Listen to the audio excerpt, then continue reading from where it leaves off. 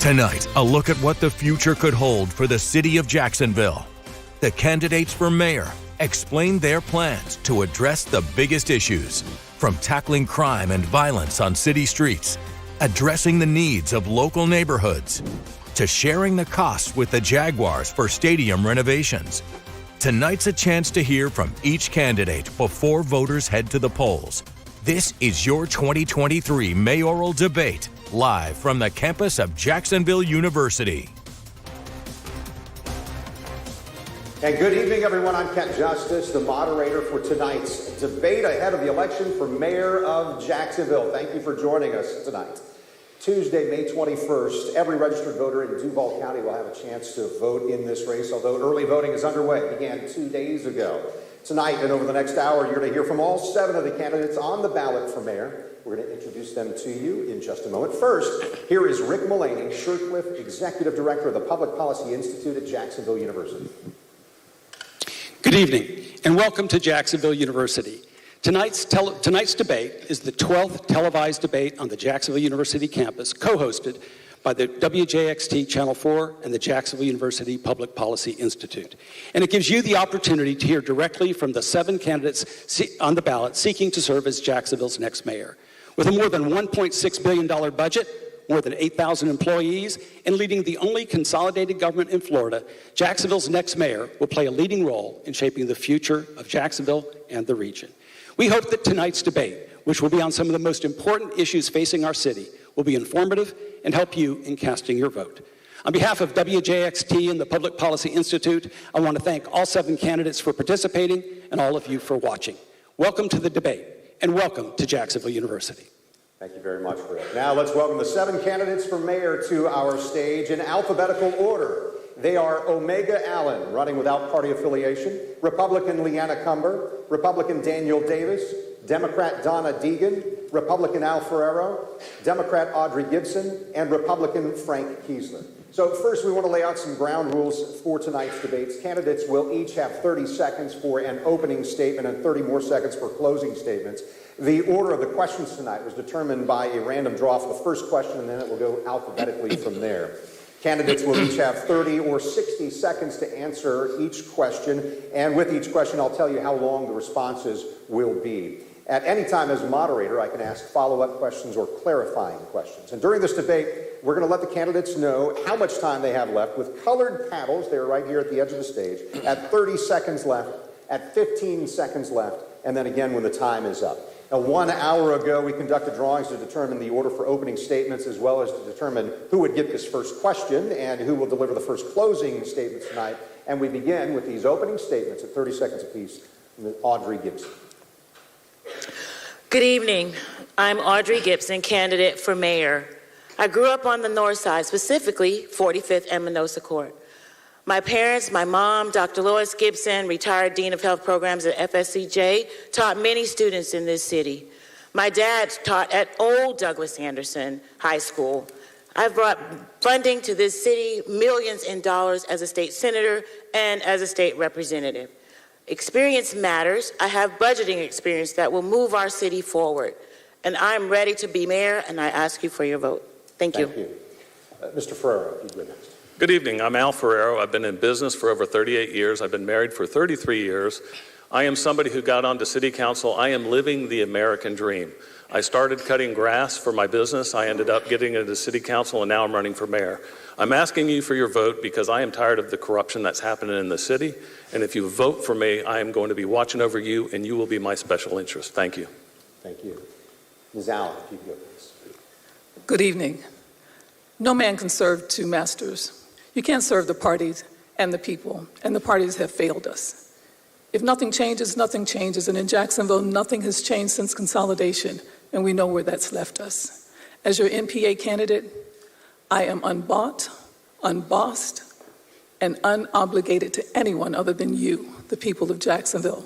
I am Dr. Omega Allen with a PhD in public administration. I'm qualified for the job, and I'm asking for your vote because it's our time as the people of Jacksonville. Thank you very much. Thank you. Mr. Keasler, your opening Good comment. evening. My name is Frank Keasler. I was born and reared here. The sheriff's wife delivered me. I'm here because God put a call on my life to deliver to the people of Jacksonville a message of an awakening, building together a city of people with their heads lifted. And the first order of business is for us to take note of each other. Red, yellow, black, white, and brown. You have meaning and purpose wherever you are found. The Creator knows and loves all the people of the world. If we don't get to that common denominator, we labor in vain. If we do get there, tomorrow is ours to change. Frank Keasler for mayor, thank you. Thank you. Mr. Davis, your opening comment. Good evening. My name is Daniel Davis. I grew up on the west side of Jacksonville, where Rebecca and I have chosen to raise our children with the same conservative values most of you hold dear. I had the opportunity to serve as city council president on the Jacksonville City Council. In the Florida legislature, I rose quickly to leadership. And I had the opportunity to serve now in an unelected position as the CEO of the Jax Chamber. My opportunity to serve you is going to be the greatest thing that we've ever had. Thank you very much. Ms. Cumber, your opening comment. I'm Councilmember LeAnna Gutierrez Cumber, and I'm asking for your vote. I'm the daughter of a Cuban exile, and I believe the American dream is alive and well. I'm a former teacher, a lawyer, and I own an infrastructure financing firm. The American dream is the same dream I have for my kids, Jake and Poppy. This city needs to finally break through its potential. I love this city, but we need conservative change. And in order to do that, we need to get rid of the old boys network and career politicians. This city should be the safest, most vibrant, most educated city in the Southeast, and that's why I'm running. Thank you very much. Ms. Deegan, your opening comment. My name is Donna Deegan, and I am a proud fifth-generation Jacksonville native, and for 25 years, your trusted voice on the local news. I love this city with all my heart, and I want it to work for everyone, not just a select few. I have spent this entire campaign not dividing, but connecting this community in the neighborhoods, listening to you. I have heard your calls for change, and I am ready to build a city with you, a unified, resilient city where our kids will want to stay and raise their children. I can't wait to share with you tonight, and I'm asking for your vote. Thank you very much, candidates. Let's get to a big topic here, and by virtue of our ball selection earlier, Mr. Davis, you're going to have the opportunity to answer first. 1 minute on the responses, please. According to recent reports, the Jaguars could be seeking a stadium renovation that costs up to $1 billion, and the city of Jacksonville could be asked to contribute half that amount, $500 million. This would be the largest public-private partnership in the history of the city. The question to you, candidates, if this issue arises during your term as mayor, would you support that public contribution, and how would you fund it? You know, I'm one of the biggest Jaguar fans in Jacksonville, and I love going to the games and cheering on our team, and the city's united whenever we win.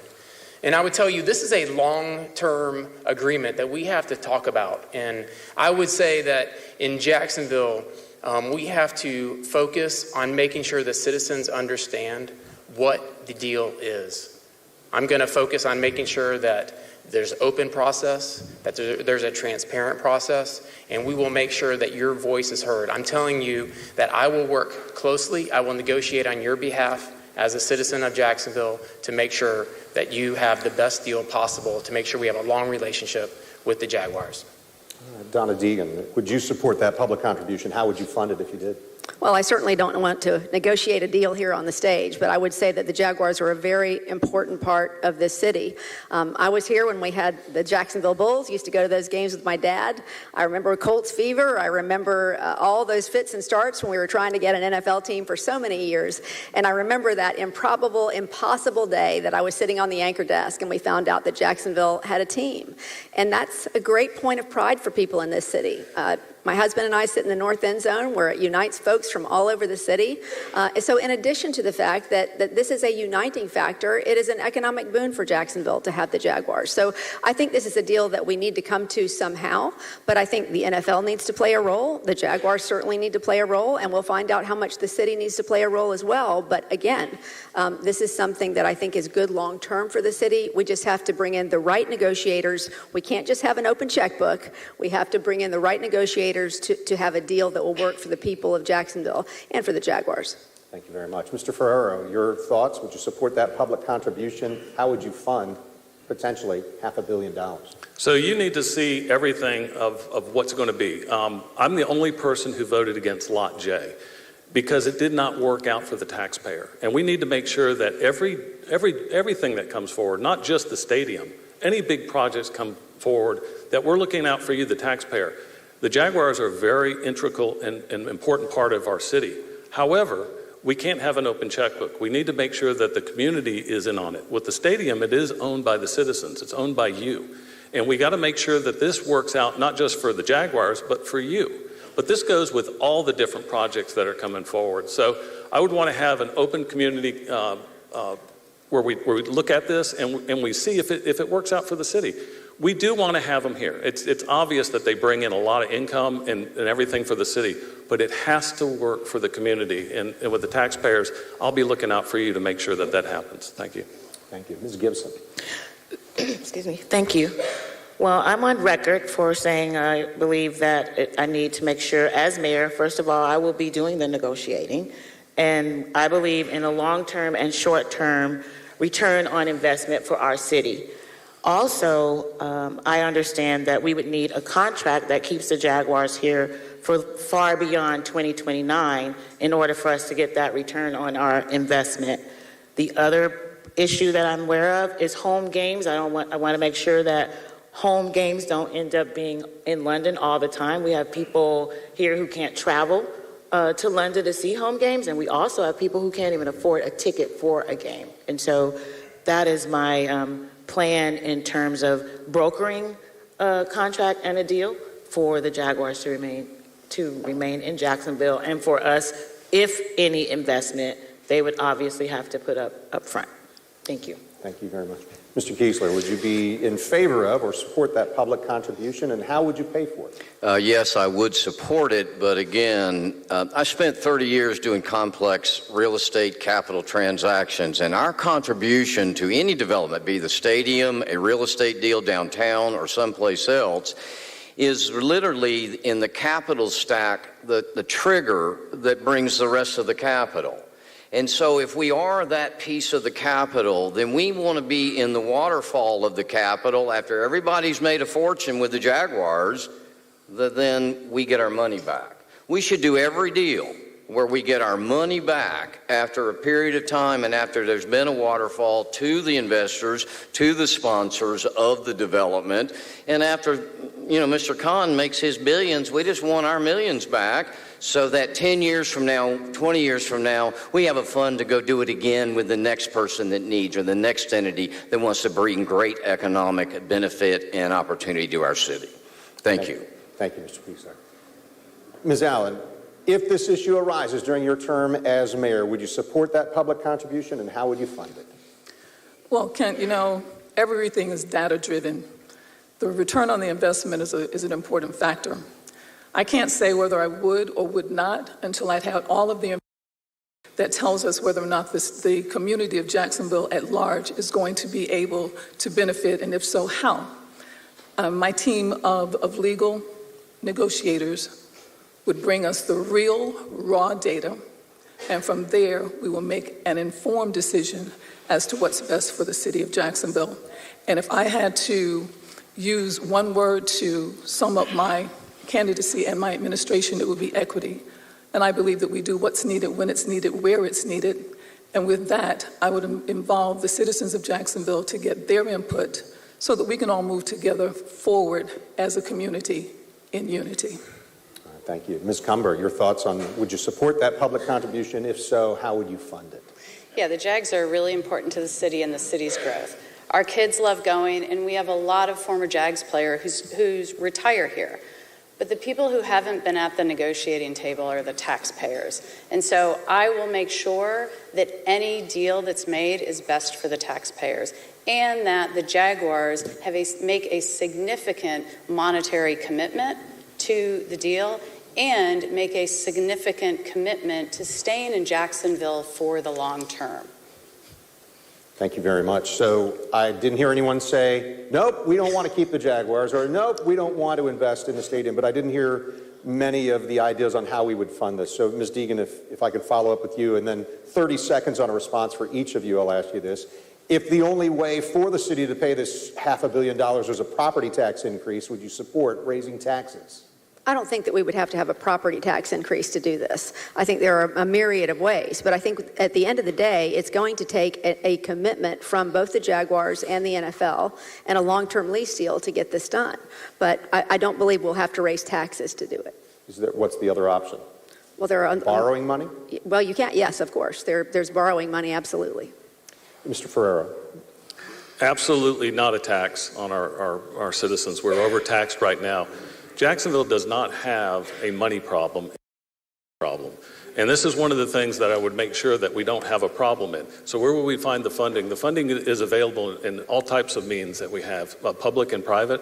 But being that this is a stadium that's owned by the citizens, we would have to find the money, and it means taking it away from something else. So I would not support a property tax or any other tax. All right, thank you very much. Ms. Gibson. Thank you. A property tax would totally be against our citizens and probably result in an increase in rent for some people because the property tax is spread across all property and business owners as well. And so I mentioned earlier that I could do, as mayor, I could do negotiations that included a certain amount of upfront money at first from the Jaguars where we wouldn't have to raise property taxes immediately, and then a certain percentage of share down the road. Thank you very much. Mr. Keasler, would you support raising taxes if that was the only way to pay for this? No, because we don't need to raise taxes. Do you know that we haven't audited the operational process of our city in 40 years? Do you know that we do things in this city that we did in consolidation before consolidation? If we only find 5% waste in a $1.75 billion, and I think a blind man could stumble across 5% waste in our city, we make $87.5 million. You bankers run the debt service on what we can finance with $87.5 million. Thank you very much, Mr. Keasler. Ms. Allen, would you support raising taxes if needed? You know, taxes are the way we pay for what we want and what we need. I don't think the taxpayers, however, would be in favor of that. And since I am all about participatory government, I would have to know how the taxpayers feel about it to see if the return on our investment warrants that kind of expenditure in such an endeavor. Then we would go forward with it, looking at different funding sources for that.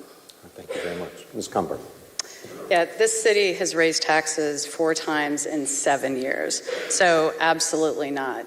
These citizens of Jacksonville have already had their sales tax raised, their gas tax doubled, and their property tax raised. So we can definitely fund it if we can come to a good deal.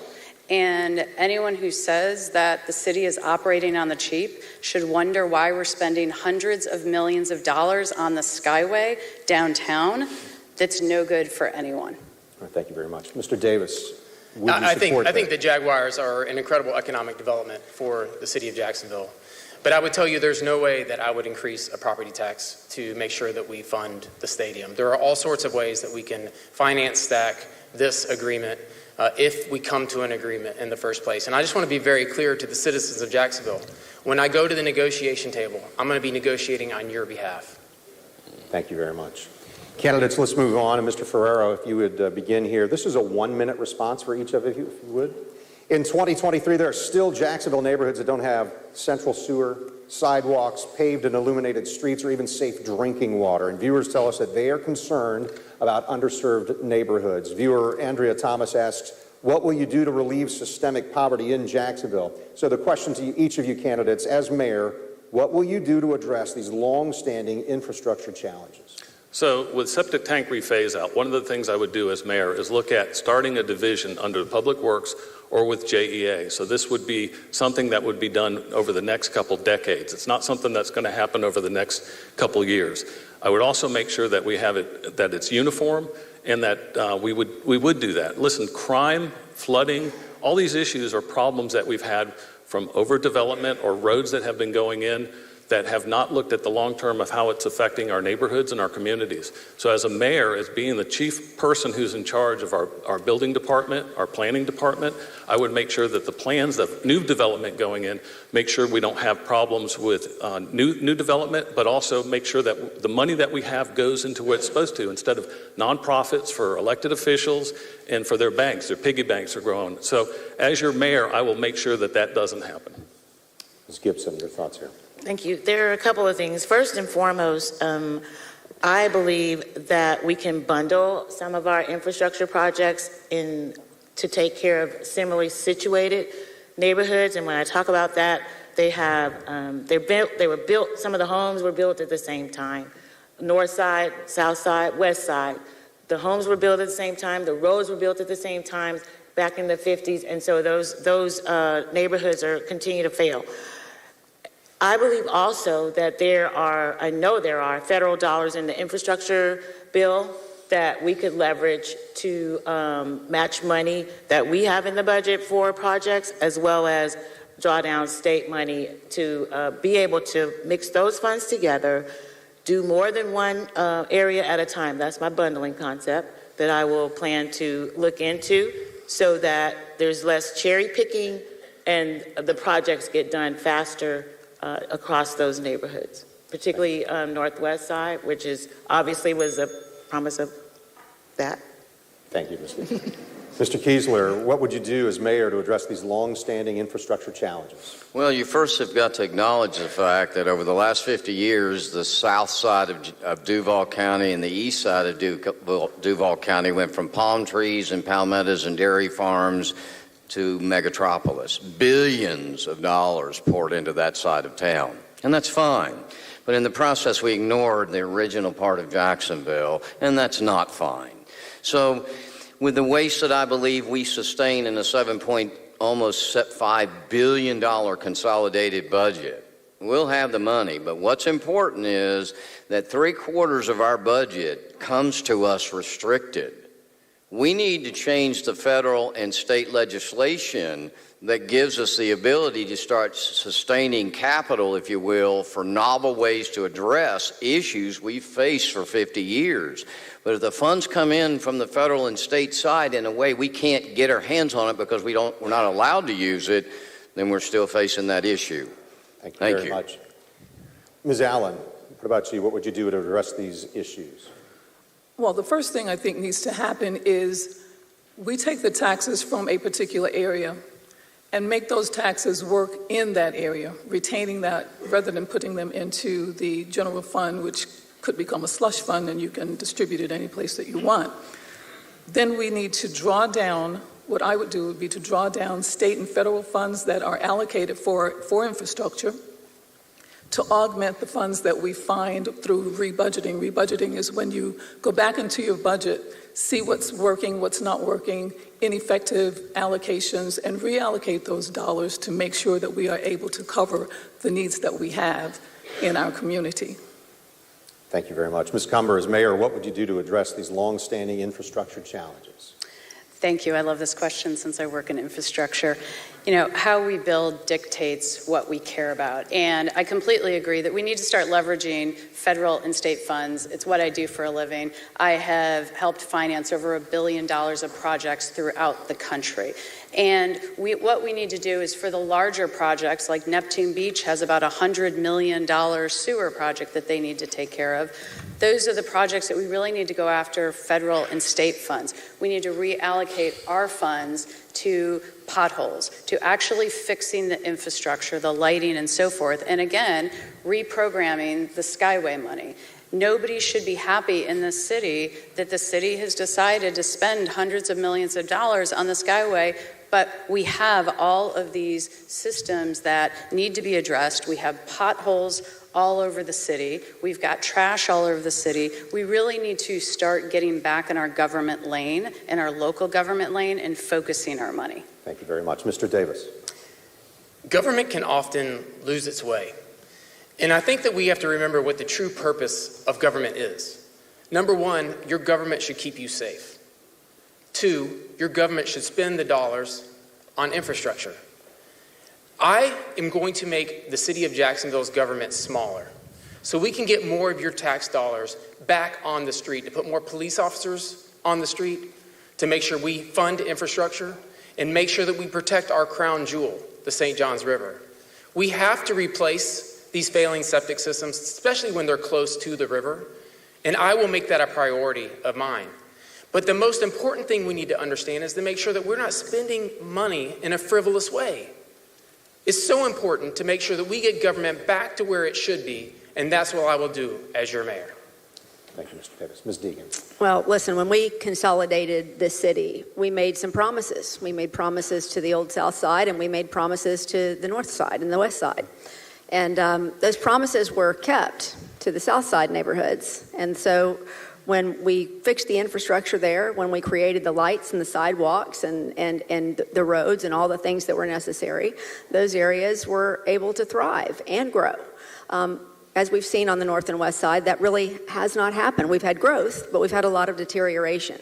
It's time for us to take a look at our infrastructure, really in the order in which it has deteriorated, and sort of go out in concentric circles for how we fix it. We've got to fix our public infrastructure if we want businesses to come to this town. Nobody wants to come to a city that's fallen apart.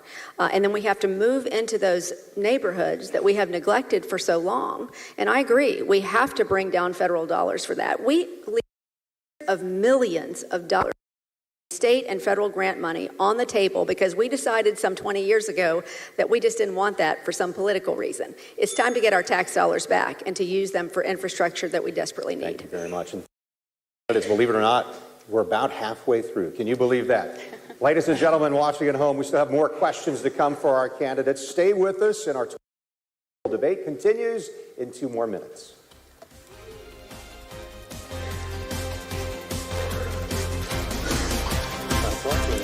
Appraiser. Only one candidate is conservative and qualified. Danny Beckton. Only one candidate has run a small business. Danny Beckton. Only one candidate has a rock-solid record as a top conservative on the Jacksonville City Council. Danny Beckton. Only one candidate is endorsed by outgoing property appraiser Jerry Holland. Danny Beckton. The conservative we need, the experience to lead. Danny Beckton for property appraiser. We should have called McGowan's. What? I said we should have called McGowan's. What? Don't be that guy. Prevent future problems and add years to your AC system with McGowan's 40-point inspection tune-up. For only $119, our certified technicians will make sure your system is prepared for those hot summer months. So you're not this guy. McGowan's Heating and Air. Call or book online today. I can tell you with complete confidence that there is no other law school in the United States or anywhere in the world that gets its students into the courtroom sooner than the Jacksonville University College of Law. Being downtown has been incredible. We're obviously in walking distance to the state courthouse, federal courthouse. We're surrounded by firms. I've been able to network with many attorneys here within the city. It's really been great to be fully immersed in the legal community in downtown Jacksonville.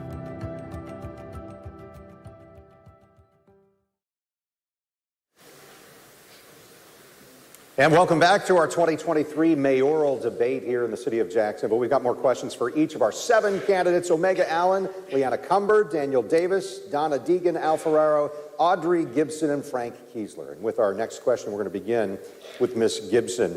So there were 163 homicides in Jacksonville last year. That's the 2nd worst total this century, exceeding 2019's homicides by just 1. This is the 3rd mayoral election in a row where crime is a dominant issue for the public. Viewer Bill Cutts says, please ask specifically, what will you do to reduce crime in Jacksonville? Here's the question for each of you candidates. As mayor, what will you do differently to make Jacksonville safe so this doesn't again come up 4 years from now as the most important concern for voters? 1 minute for each of you to respond. Thank you.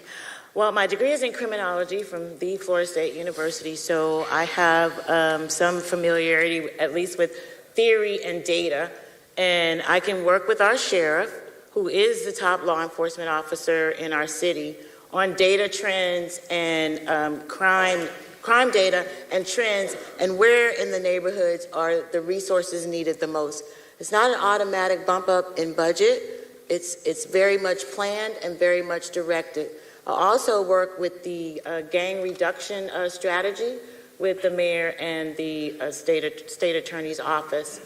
I believe in prevention as well, so in my talks with the sheriff as we craft his budget, then I would be looking at where we can do prevention and intervention in other places in the budget outside of just the sheriff's office. And those two, intervention and prevention, generally help to do crime depending on who's committing those crimes. Thank you very much. Mr. Keasler. Yes, sir. The addressing crime is a twofold issue. We do need more police, or more. What I'm asking for and recommending is we create the 21st century, a Sentinel model and net, a 21st century net over our city. We spend $2 billion a year funding our police, fire, and rescue. We can literally, in that same amount of money, generate a whole new concept called the Sentinel Science and a College of Sentinel Science, Technology, Operations, and Procedure, and create for the first time that 21st century that is disciplined in a skilled way in one of the disciplines, but has training in the other two historical disciplines. And for the first time, we bring a much necessary discipline off the curb, and that is creating the emergency mental health officer to be out there. And that way we have 4 disciplines immediately on any situation that first responders come across. And that is the way to stop it in its tracks. Thank you very much. Ms. Allen, what would you do as mayor differently to make Jacksonville safe? Well, of course, you know that fighting crime is not a mayoral function, but it is a serious mayoral concern. Of course, I would work along with the sheriff, doing what we can do from my administration to make sure that the incentives that they have and initiatives that they have going are properly funded. I would recommend that revisiting the budget, making sure that their budget is reallocating ineffective funds to make sure that they can meet the objectives of the office. But I think that economic development curtails crime. And I believe that living wage and educated workforces are what we need to help in that arena. Thank you very much. Ms. Cumber, if you are mayor, what would you do differently to make Jacksonville safe so this doesn't come up again 4 years from now as the dominant issue for voters? Yeah, we definitely need to make sure that our sheriff's office is fully funded, and we also need to start addressing crime proactively. So that's something that I've done since I've been on city council. I created a nuisance abatement board that allows the city for the very first time ever to hold businesses that are harboring illegal activity accountable. And if they refuse to do something to make their businesses better, then we can shut them down. These are the businesses where you're seeing the gunshots, where you're seeing the crime. I also passed a landmark sex trafficking bill. And just a week ago, the federal court set precedent for the entire country. Jacksonville is the first in the country to raise the stripping age to 21 from 18. From 18 to 21, and the sheriff's office will be enforcing that immediately. These are the sorts of things, and the reality of it is we need to get our education level up. We have a 47% third grade reading level. We cannot reduce crime if our children can't read. Thank you so much. Mr. Davis, your thoughts? I'm honored to have the endorsement of our great Sheriff T.K. Waters and our Fraternal Order of Police and former Sheriff John Rutherford, because they believe I will be the best partner with them to help reduce crime. When I was on the city council, I led the charge to add 100 new police officers to the street with the Jacksonville Journey, with the focus on enforcement, but also prevention and intervention. It was a great opportunity for us to drive crime down, and I will re-implement that, and I will add new police officers to the street. I will make sure that we have City Hall going out into the community to talk to them about what's happening out there, and I will bring the community into City Hall. I look forward to this opportunity to reevaluate how we're spending our money and make sure we get more officers in the high crime area, and we'll put the bad guys in jail and make it a safer place for you. Thank you. Ms. Deegan. Well, unfortunately, Jacksonville's homicide rate per capita is 4 times that of New York City. So we have to do something differently than what we're doing if we're going to bring that down. I am all for adding additional officers. I understand that is what we need. I think that is one way to do this. But I think if we do not get underneath the underlying causes of poverty, the underlying causes of crime, I don't think that we're going to bring these numbers down for good. Back when we had the Jacksonville Journey, a program where we combined things like literacy and food deserts and community organizations and other approaches, economic levers to reduce crime in a very specific area of our city, that was tremendously successful and those numbers dropped. I'd love to see us look at a community policing model. That's up to the sheriff. But for me, most of those levers are economic, and I think we should bring a several-pronged approach and get underneath these causes of crime. Thank you. Mr. Ferrero, what would you do differently? The first job of government is protecting its citizens. And with all the development that's happening right now, between 3,000 and 4,500 new permits that are going on every 2 weeks, we have the ability to put on 250 more new police officers without raising taxes. I disagree that the mayor's office doesn't have a part of this.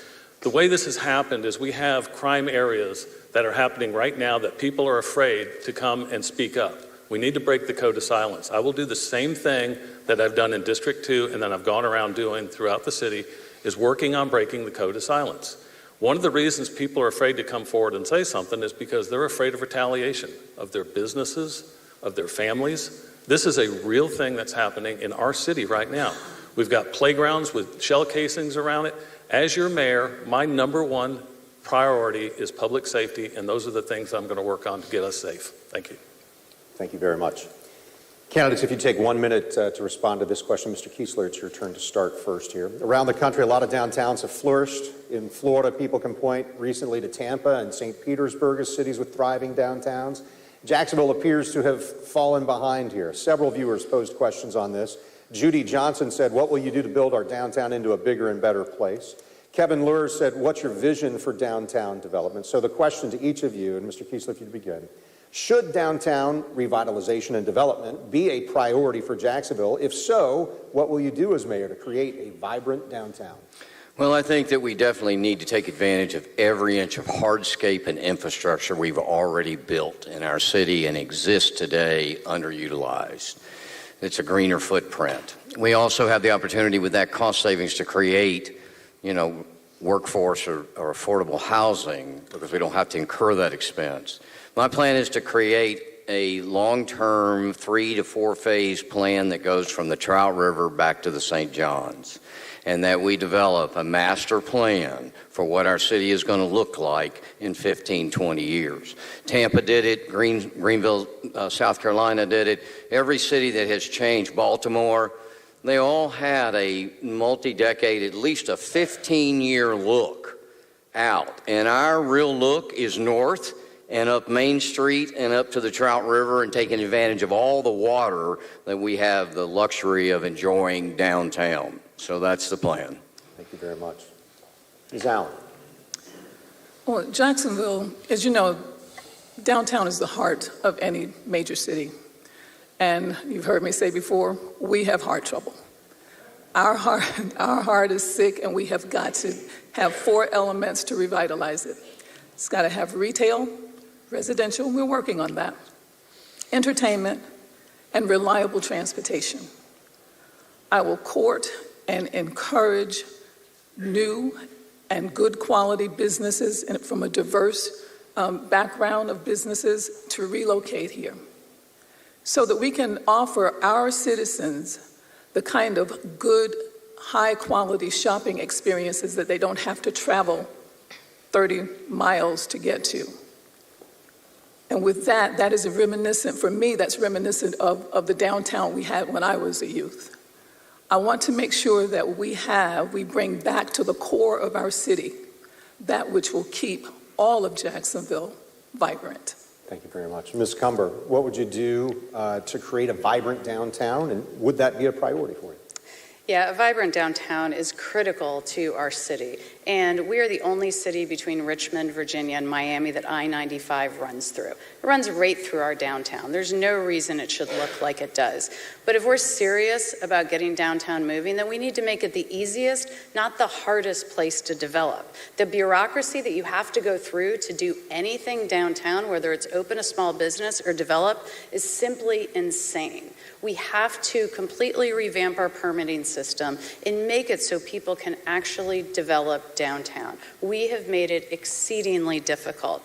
And because of that, because of what I believe in the permitting system and also fixing our procurement code, I've been endorsed by the Associated Builders and Contractors because they understand that if we continue to make downtown exceedingly difficult to develop in, people will not invest. Thank you. Mr. Davis, should downtown be a priority for Jacksonville, and what would you do as mayor to create a vibrant downtown? We can't have a great city without a great downtown. And it would be a priority of mine to make sure that we have a great city.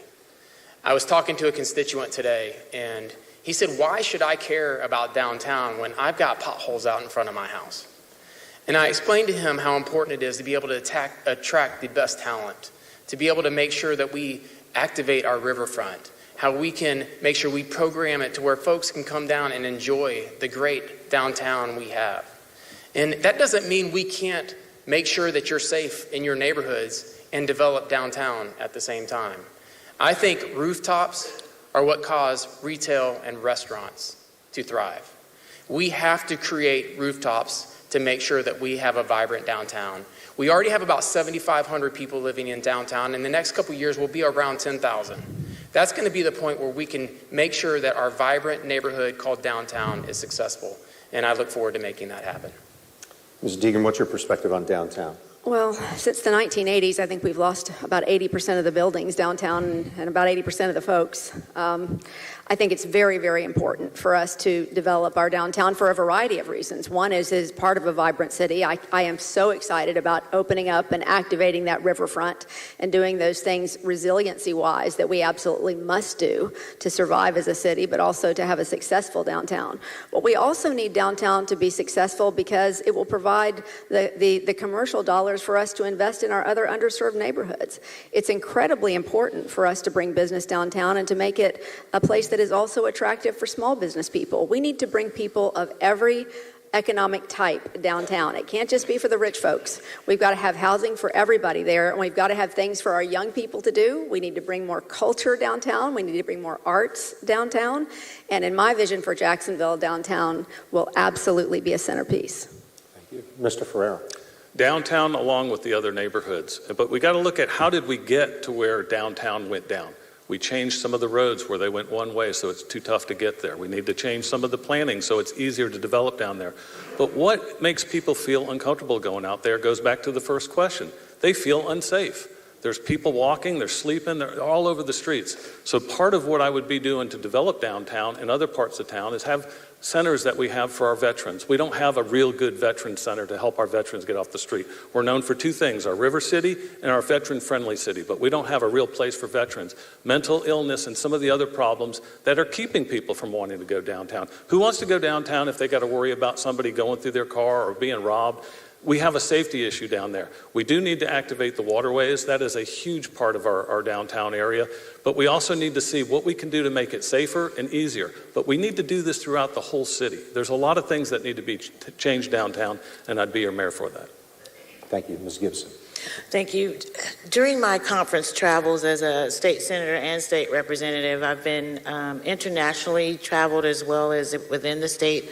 You mentioned Tampa, there's Boston, there's Chicago. There's so much that we can mimic from those areas in Jacksonville. I think that as we talk about activating the riverfront during the Riverfront Park 2025, we have to incorporate what I call middle downtown. We need to totally overhaul the park and make it a more, I call it, lush area that's attractive to visitors, because I want to make sure that we increase our tourism. Our downtown needs more cultural venues, more restaurants, perhaps bring back high-end shopping, those things that attract people there and also attract visitors to Jacksonville to leave money I call it other people's money in our city, to help us with even more development, turn things over. So I believe a vibrant downtown is critical. Thank you very much. Ms. Allen, if you'd begin here, in 30-second responses on this topic. Some of you have already started to mention it. Many consider the St. Johns River our greatest asset, but also our most underutilized asset. Viewer Pam Fox asks, what will you do to make the waterfront of Jacksonville more appealing for boating and for concerts? Our waterfront is awful and could be so much more appealing and fun. The question to you and each of you candidates, what's your plan for Jacksonville's riverfront regarding 3 areas: enhanced public access, economic development, and planning for concerns over flooding caused by climate change and hurricanes? I think we can, not attempt to reinvent the wheel. We can visit other riverfront cities to see what's functioning well there, and we can duplicate the same thing here. I think we have wasted a lot of prime real estate on institutional buildings, and I'm not sure how we can go about changing it, but we do need to look very seriously at doing so. I believe that we can revamp downtown waterfront by bringing in companies that function well on the water. Thank you very much. Ms. Cumber. Yeah, we have 22,000 boat registrations in our city, yet there's nowhere to go unless you belong to a private club or you leave the county. We've got to build up the marinas and piers downtown and create a vibrant downtown with restaurants and places where people can take their families, with parks, and so people can boat up and go to these places. It is such a shame that we have this incredible river, yet any given day you go out and there are just no boats on it. So we have to do it. Thank you very much. Mr. Davis. I think boats are great, but I care about the average citizen. And we need to be working on a plan to activate the riverfront where the average citizen can enjoy the beauty that we have. We've created parks and park opportunities, but we have to execute on those. And we have to be able to draw the people to the riverfront with development that invites people to be able to enjoy the river, not shuts them off from it. And so I think we need to have marinas. I think we're going to see those over the next several years. But it's more important to make sure that we bring access to the average citizen to where they can enjoy the river like anybody else. Thank you very much. Ms. Deegan. Yeah, I think we have a beautiful plan for our riverfront parks right now. Connected parks that will allow people access to the river, to fish, to kayak, to boat. All those things, spaces that will allow people to enjoy sports with their families. All those connected park spaces are incredibly important, and I think they make the development behind those spaces that much more valuable. So I think we need to do all of that. It's only about 30% funded right now, though, and you know how things tend to go in this city, right? We see a lot of renderings of things that very often don't come to fruition, so we need to make sure that we're making that happen. Thank you. Mr. Ferrero. We have a really big river, so not just doing downtown is not good enough. We need to make it all over the city because we can't have everybody just going to one place. It needs to be divided out through the city. And we have a lot of waterways and tributaries. We need to make sure that we're not doing some overdevelopment in the wrong ways that are affecting that include doing flooding into not just going into the river, but into our neighborhoods. So we need to look at this as a whole thing as far as the river goes, not just downtown. You can't just have everybody go into one spot because that's not going to work. But we do need to make it accessible, easy, and for all our people, even if they're not boating. Thank you. Ms. Gibson. Thank you. I have plans for what I want to see the entire downtown look like, as including the activating the riverfront, which I've already been to the presentation about that. One of the things I think that we have to make sure that we're including people that don't necessarily live around the river, and not everybody has a boat, so we have to have places where people who don't have boats get to enjoy the riverfront as well. I would like to see a hop-on, hop-off trolley downtown that takes people from place to place, from the river to other areas that I'm thinking as mayor I want to have built there. And that's Thank you. that. Mr. Keasler. The river is probably our second greatest asset. Our children and our future posterity with them are our greatest, but I really believe in that river. But the bottom line is we've got to find the money, and under my clear ordinance, the comprehensive local examination and audit and review, we do find that money. Because if we don't, we either got to raise taxes or cut some other program. We need $10 million to reopen Hogan Creek that runs from the river all the way up to 8th Street. That's the budget, about $10 to $15 million. And I'm here to tell you, we need to open up our rivers and tributaries that come into the St. Johns. Thank you, sir. Ms. Cumber, if you'd begin here, 30-second responses for each of you. I'd like to talk about job creation and the economy. Jacksonville's growing, appears poised for job creation. However, having gone through the most significant period of inflation since the 1980s, some analysts believe that we could be headed into a recession. The question, given the uncertainty that many Jacksonville families are experiencing, how will you use the office of mayor to ensure economic opportunity for all, and does your plan include the use of incentives? Yeah, we have the second best healthcare system in the country outside of Houston, and they have Baylor and UT. We need to maximize our healthcare system. 25% of people who live in our city are connected to the military. We need to aggressively go out and get those businesses that are coming to Florida because of Governor DeSantis. People are coming to Florida every day. Businesses, high-wage businesses, marine businesses that are also very good trade businesses are coming, and we need to start getting those businesses here in Jacksonville. Thank you. Mr. Davis. I've had the opportunity to serve the Jax Chamber as the CEO for the last 10 years, and we've created over 30,000 new jobs for this community. Not just large businesses, but small businesses. And we've been able to train over 2,000 small businesses to make sure that their business models work. As mayor, I would work every day to make sure we create jobs so the hardworking people of Jacksonville can put food on the table for their families. Exactly what we've done for the last 10 years, we'll be able to do tenfold in the mayor's office. Thank you. Ms. Deegan.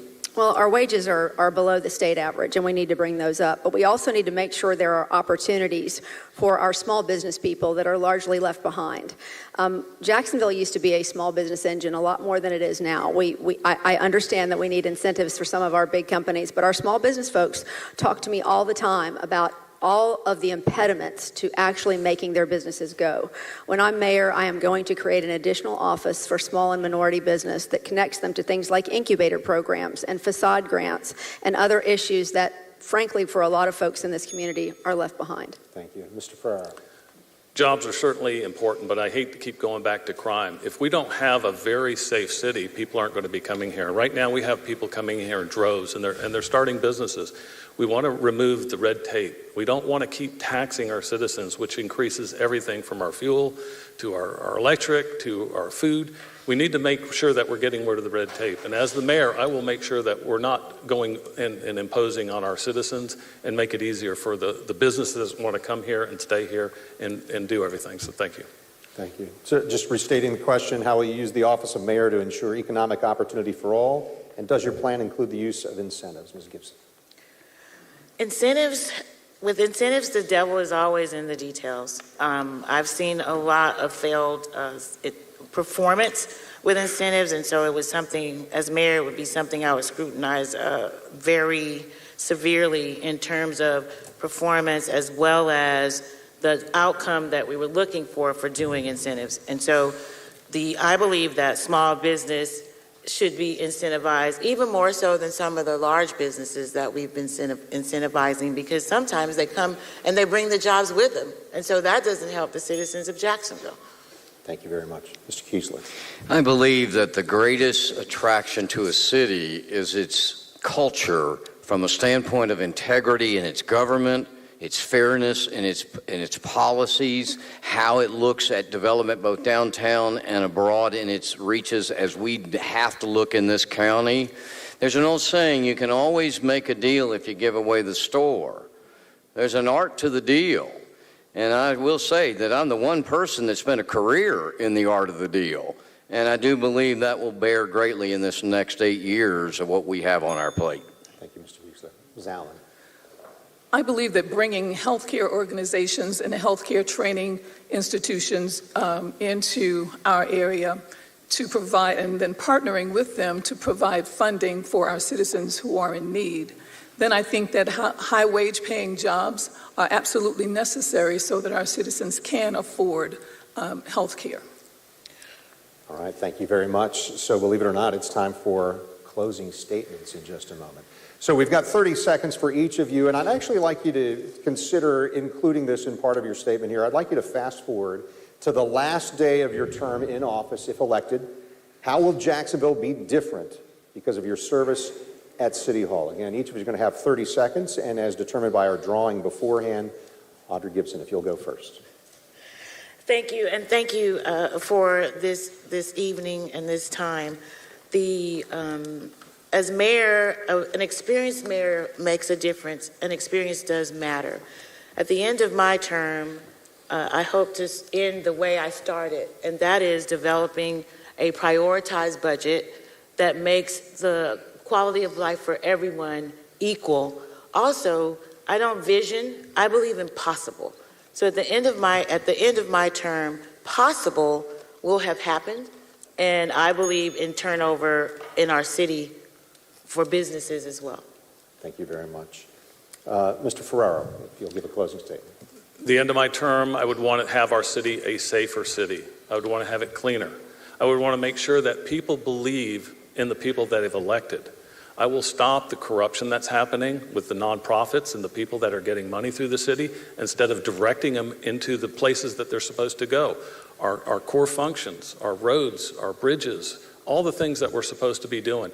I will make sure that that's being done, and you won't have to have somebody come in front of you and tell you things are going to get better. You're going to know you have a safer city and your roads and infrastructure are in better shape. Thank you. I appreciate that. So how will Jacksonville be different because of your service at City Hall and your closing statement, Donna Deegan? Well, I believe that this city needs a leader, not a power seeker, but a problem solver. I believe this city needs unity, not folks that are tearing it apart and then talk about unity. And I will be that person that will bring this city together. I have really had this city's back with a foundation that has helped more than 18,000 people. I've been the only person to create something out of whole cloth for the people in this city. And as your mayor, I will continue to do that. I'll bring us together and I will get things done. Thank you, Ms. Deegan. Ms. Cumber. Thank you for being here tonight, and I want Jacksonville to know that I will always fight for you. And that means fighting the good old boy network that thinks they can make me sit down and be quiet. They can't. I know this city can finally reach through its potential and be a city of greatness. And so I'm asking for your vote as mayor. Thank you very much. Mr. Keasler. For 40 years, people to my right and from where they come have said to us, better schools, better streets, lower crime, lower taxes, this. And I'm going to ask y'all to ask yourselves what you get when you reverse the first and last letter of the word this, and then ask yourself, that's what we have as government. And I'm telling you, if we don't change, nothing will change. And when I'm done, one thing will be certain, we'll have a great running city, and we will have come together as one people. Thank you, Mr. Keasler. Ms. Allen, your closing statement, and how will Jacksonville be different because of your service at City Hall? I will leave a legacy of having established a precedent of participatory government where the citizens are actually involved in the decision-making processes that govern their lives, so that oncoming or new administrations won't feel the need to abolish but to build on the things that I've done. They call me a long shot, but I'm the best shot. I'm the best shot for Jacksonville, and when the long shot wins, the payoff is tremendous for everybody involved. I'm Omega Allen, and I'm asking for your vote. Thank you very much. Mr. Daniel Davis. I grew up in Jacksonville, and one thing I know is no one works harder or cares more about the future of Jacksonville than you, the hardworking citizens. You see, the ultimate crime fighter is a world-class education, the dignity of a job, and an opportunity for advancement. I'm going to seize our greatest opportunities, and I'm going to take on our toughest challenges with common sense, conservative approaches. Because I believe every child in Jacksonville should have the same opportunities that I've had. My name is Daniel Davis, and I would love to earn your vote. And to each of the candidates, thank you very, very much for what you've contributed tonight. That concludes our mayoral debate ahead of the March city elections. Remember, Election Day is March 21st, a Tuesday. This is one of the races on the ballot for all registered Duval County voters, regardless of party affiliation. Early voting, as you may know, is already underway, runs through Sunday, March 19th. That's 2 days before Election Day. To find out more about the candidates on your ballot, for mayor as well as the other offices, you can check out our newsforjax.com voters guide. Learn about their backgrounds, see how they answered our questionnaire about some of the top issues today. That's at newsforjax.com/voters voter's guide. And then regardless of when you vote, join us on election night as the results are coming in. Our special coverage begins at 8 p.m. on news4jax.com and News4Jax Plus. Then join us here on Channel 4 at 9 p.m. for live reports, results, analysis leading up to the 10 o'clock news. And I would just ask our audience, why don't you thank our candidates? And we thank you for being with us tonight for this mayoral debate.